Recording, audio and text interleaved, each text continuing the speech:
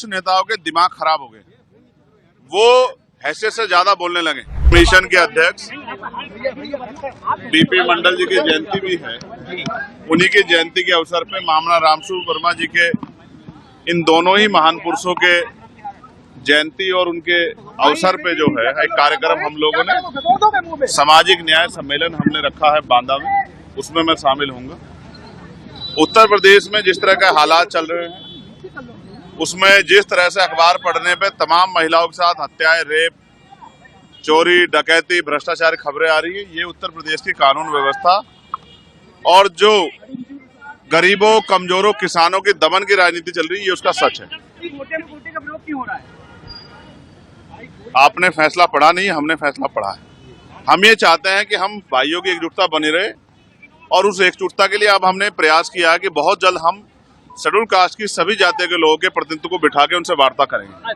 हम कोशिश करेंगे कि एक दूसरे को समझे और इस फैसले को भी समझे, और अगर कोई रास्ता निकालना है तो हम ही लोग निकालें, क्योंकि सरकार की मंशा पे और कोर्ट की मंशा पे हमें शक है। आज तक सुप्रीम कोर्ट ने कोई भी फैसला शेड्यूल कास्ट, शेड्यूल ट्राइब के हितों के लिए नहीं दिया, उनकी रक्षा के लिए नहीं दिया। उनके सारे फैसले आरक्षण पे हमले के जैसे होते हैं। हम इसलिए उनसे उनके फैसले, उनकी मंशा पे, उनकी नीयत पे शक कर रहे हैं। रही बात, अब उपचुनाव है, मेरा प्रयास रहेगा कि इरफान भाई को जिस तरह से उनका उत्पीड़न किया गया है, जिस तरह से उनको सताया गया है, ये किसी से छिपा हुआ नहीं। तो मैं कोशिश करूंगा कि आजाद समाज पार्टी के जरिए हम लोग उनकी आवाज को भी उठाने का काम करें। उस विधायक को जूते से पीटना चाहिए।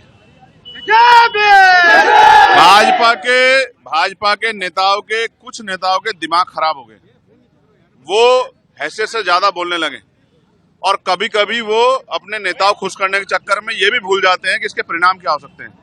बहन जी हमारी नेता है, आदर्श है, उनके सम्मान से अगर उनके सम्मान में कोई गलत शब्द कहेगा तो फिर भीम आर्मी के लोग, आजाद समाज पार्टी के लोग उससे हिसाब किताब करेंगे। इस बात को मैं उनको सावधान करना चाहता हूँ। नहीं, कोई चुनौती नहीं। आजाद समाज पार्टी के लोग मेहनत कर रहे हैं, जनता उनके साथ खड़ी है। यस, उसमें पार्टी अपनी तैयारी कर रही है और पार्टी का स्टेट की